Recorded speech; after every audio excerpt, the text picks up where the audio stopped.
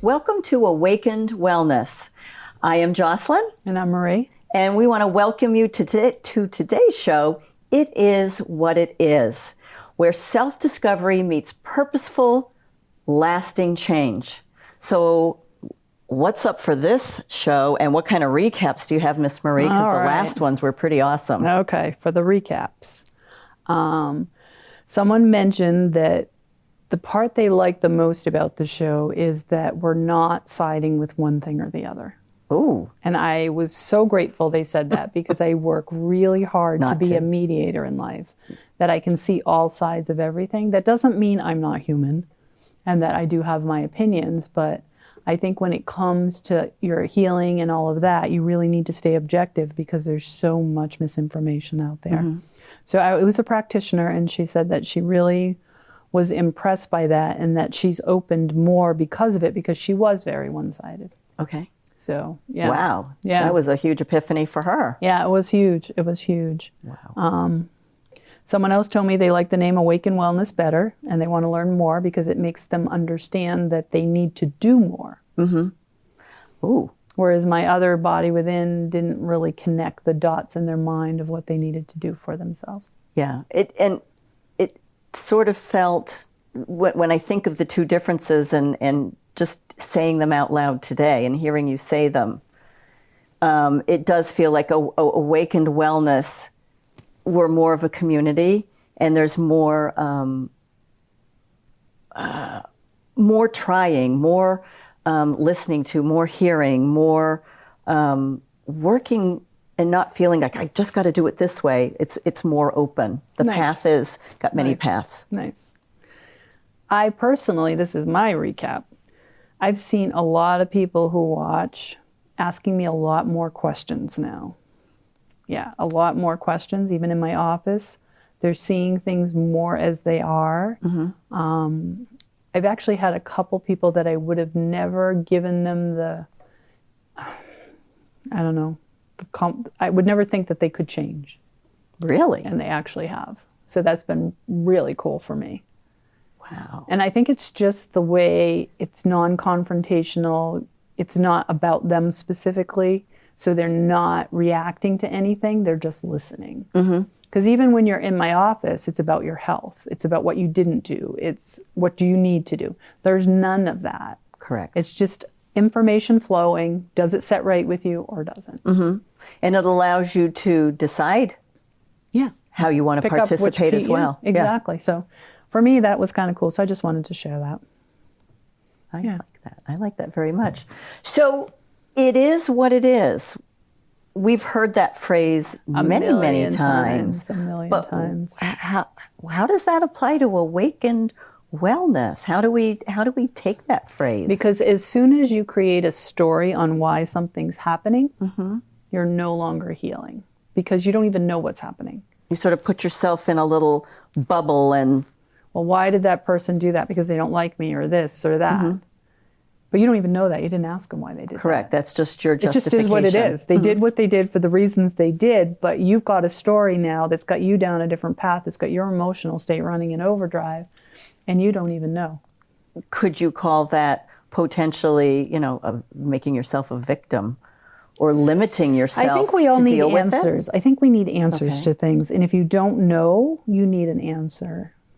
Like I had a younger teenager in, and they play a sport, and they had all these reasons why things were happening and why the coach was making the decision, why the other players were doing something. So they made a different change, and then one of the kids came up to him and said something, and he goes, well, because he goes, I didn't think that. I didn't know that you felt that way. See how we get caught, that we start going, we start messing with ourselves because we just don't ask the question.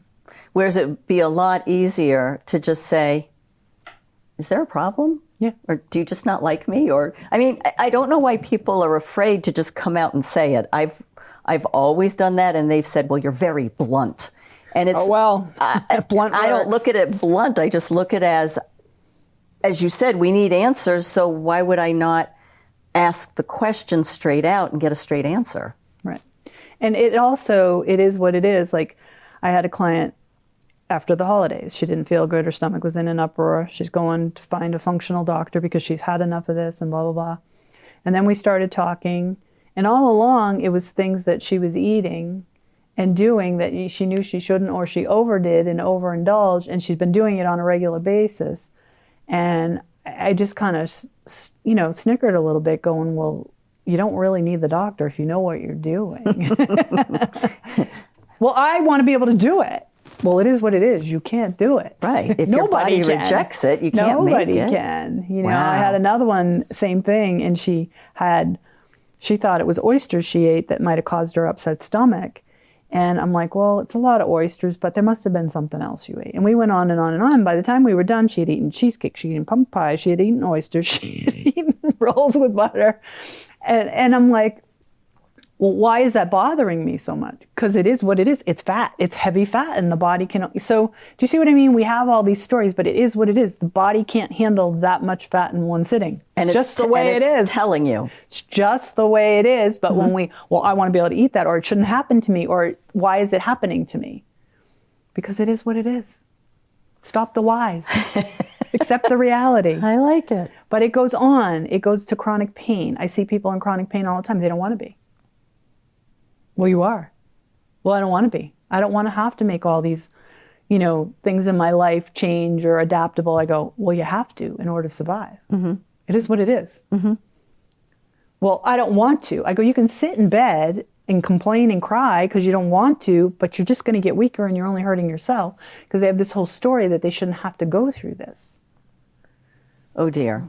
Like I said, it is what it is. Just sit in it, and then you're going to have all these solutions and answers versus getting mad at it and making it something else that you shouldn't have to. I see it with food allergies all the time. And people go out and eat them anyway because they shouldn't have to go without them, and their friends do. It is what it is. It's going to make you sick. Don't do it. So what I'm hearing is spending a lot of time fighting for something you really shouldn't do anyway, or your body doesn't agree with, whatever it is, and you're fighting to make it so, when it is what it is. And it goes back to osteoporosis again. I cannot get women to weight train to save their life, to literally save their lives. Because they've got every reason, and it shouldn't have to be. It is what it is. If you want to age healthy, you need to get your bone density up. Mm-hmm. Heart disease is the same way. It can go on and on. Grief's another one. I see people in the grief process for a lifetime.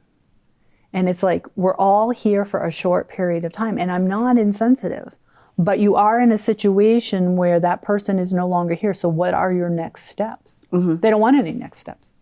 They just want to live with that. They're not here. That bubble, yeah. And I don't understand how hard it is. But all I'm saying is it's not about how hard it is. It's about you're not functioning in life and you need to function. So what do you need to do to function now? Because that person has moved on. Mm-hmm. Now you've got to take care of you. And doesn't that go against what we talked about in the first show? Yes. The physical, spiritual, emotional with the part that works together. Piece. Yes, because if you're not balanced and you can't see that we all die and we all move on, it mucks up your healing here, yes. Mm-hmm. And people do it with animals now. I have noticed that. It's crippling them. Mm-hmm. Because they're not seeing that you get a large breed dog, it's only here 12, maybe 9, 10 years. It is what it is. That is the genetics of the breed.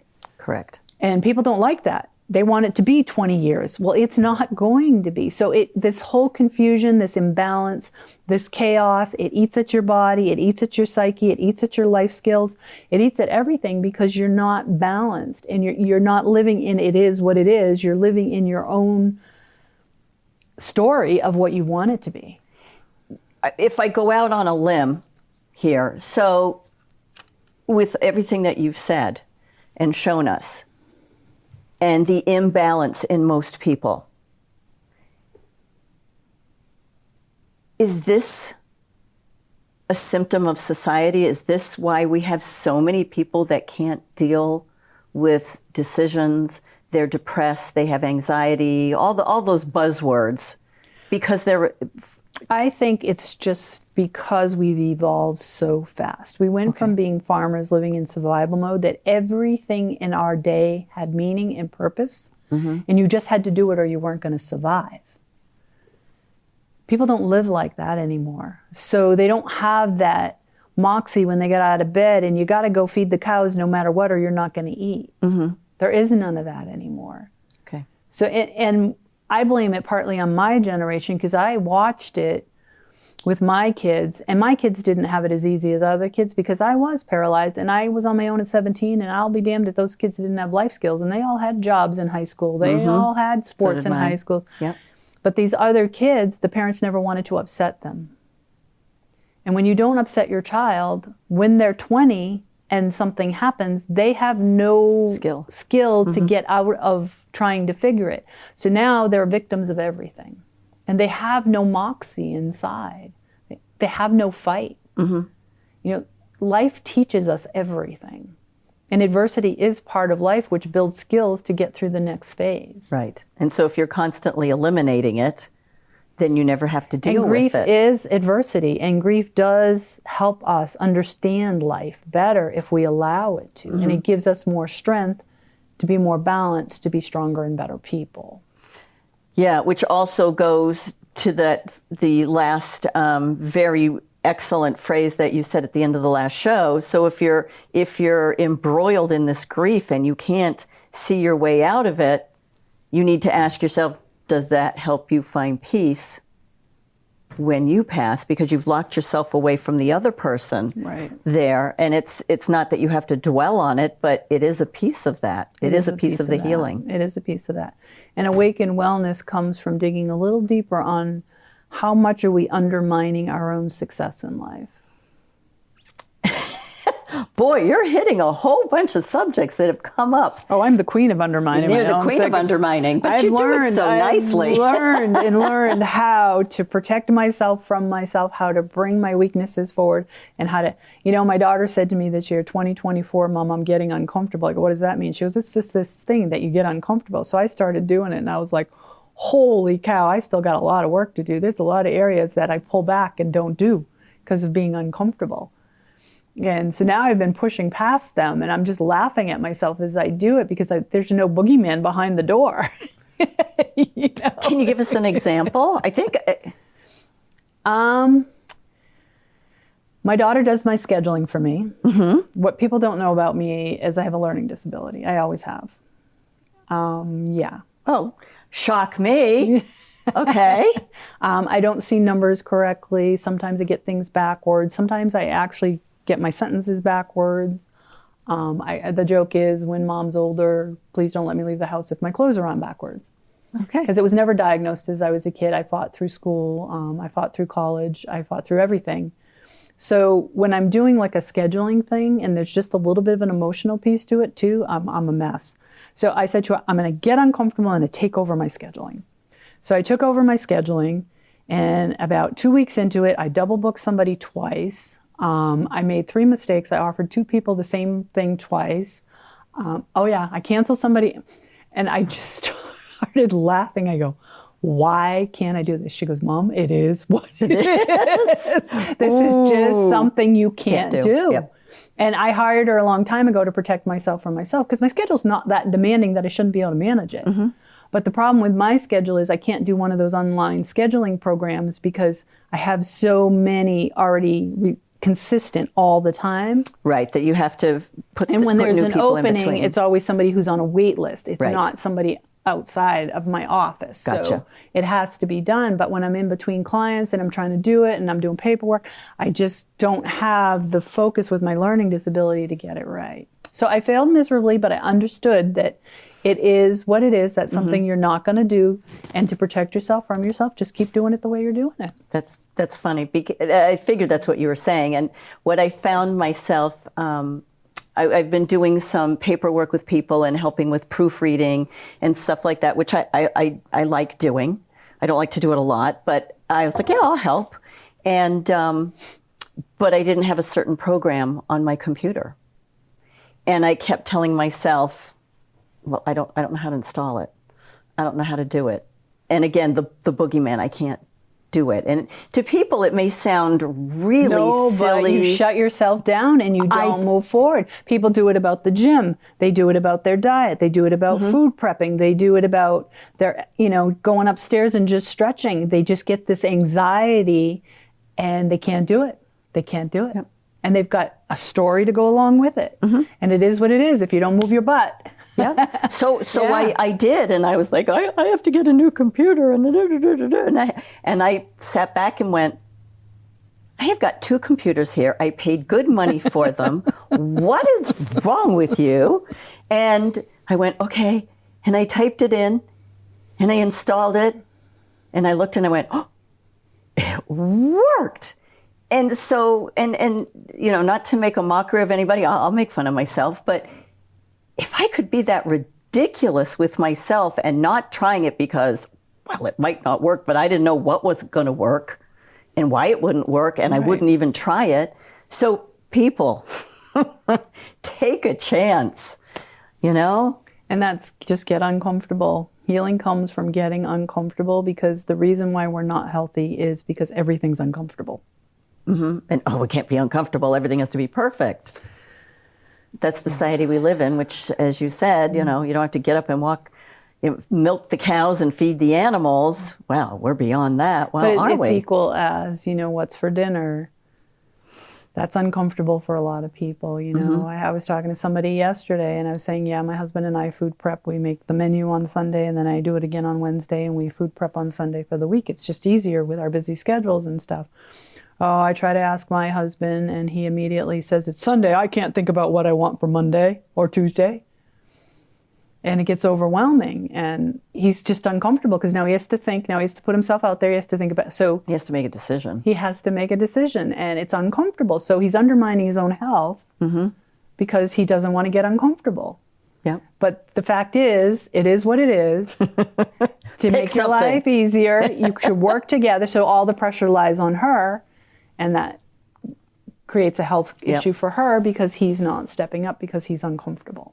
So we all do it. None of us are immune to it. None of us are perfect. None of us are. I see people in relationships, again, avoiding talking to the other one about something because they don't want to get uncomfortable. And I go, what's the worst that's going to happen? Is he going to abuse you or is she going to abuse you? Well, no. I go, then get uncomfortable. Yep. I remember once I forget what the exact circumstance was, but in my head, I had played that this is exactly what my husband was going to say, and it was going to be awful and blah, blah, blah. And something triggered it, and I sat down on the step, and I was sobbing. And he said, what are you crying about? And I'm like, well, I know that you were going to say this, this, and this. And he's like, in what century? Why would you think that? Well, I figured if I did this, that you'd be like that. And he's like, oh my gosh. And again, it's the story instead of it is what it is. Yeah. There's a story. And it doesn't mean that sometimes it doesn't happen that you've got your partner pegged and you know how they're going to react. But it's not all the time. But again, you know what's going to happen. So either you dial a different number or you just make it happen so you can get what you need out of it to get to your next step. You know what's really cool is the relief and the stress that falls off of you when they go, I didn't say that. And when you realize your story has no value, but everything has a story. And nobody wants to be in the situation they're in. And I tell people, just be in it. You know, a lot of people when they're doing the body work with me and the body changes a lot, say your foot opens and then I get your calf to shift and then I get your hip to shift. You're probably going to have a leg cramp the next day. Because with the body starting to pattern differently, the muscles that are still stuck are going to start pulling against the ones that are freer.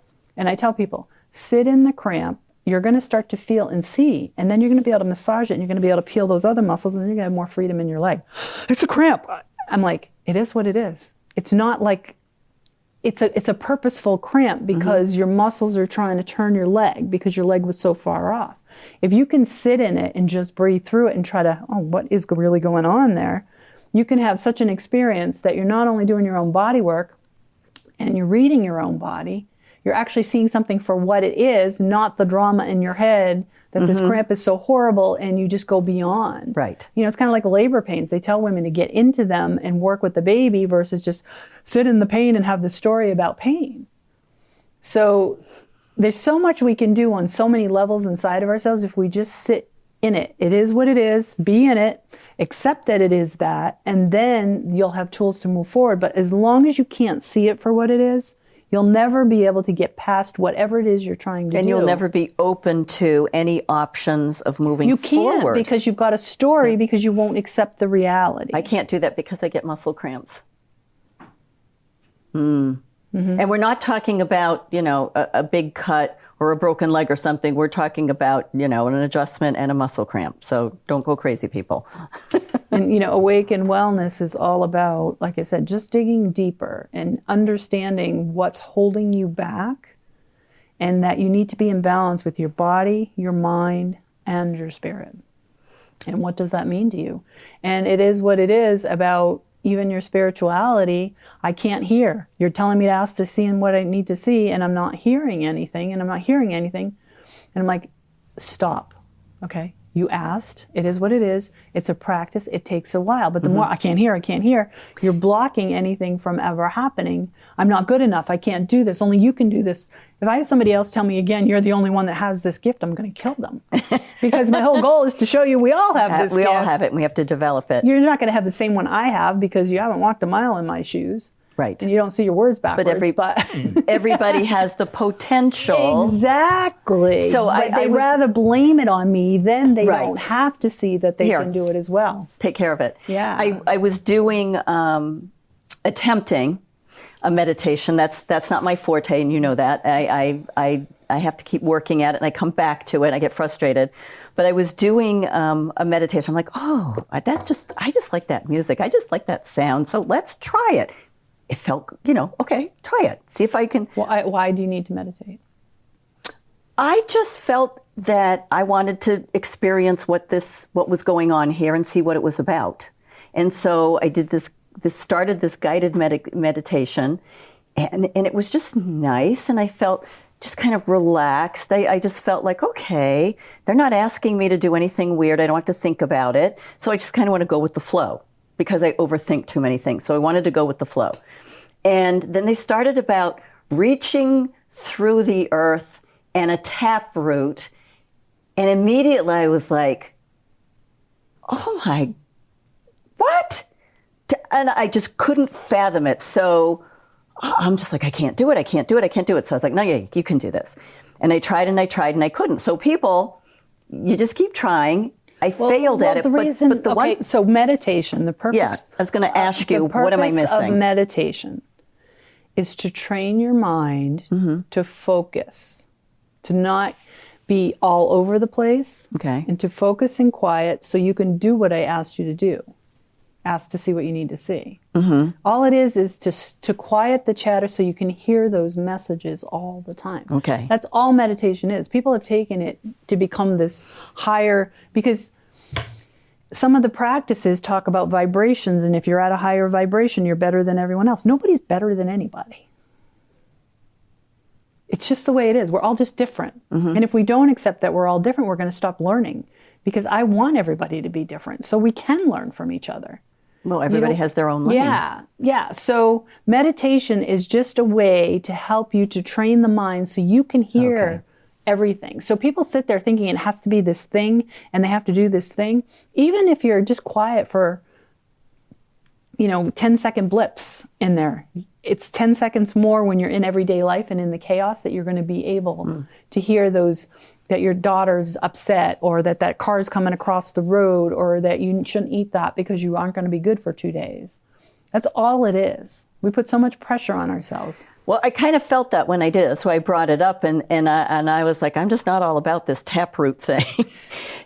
But what did happen when I went, okay, I can't find my taproot. I can't wrap. Well, I can't where it comes out of. Well, yeah, and I can't find a rock to wrap it on. So this is me. So I'm probably saying what other people have said, but what did come out of it was waterfalls.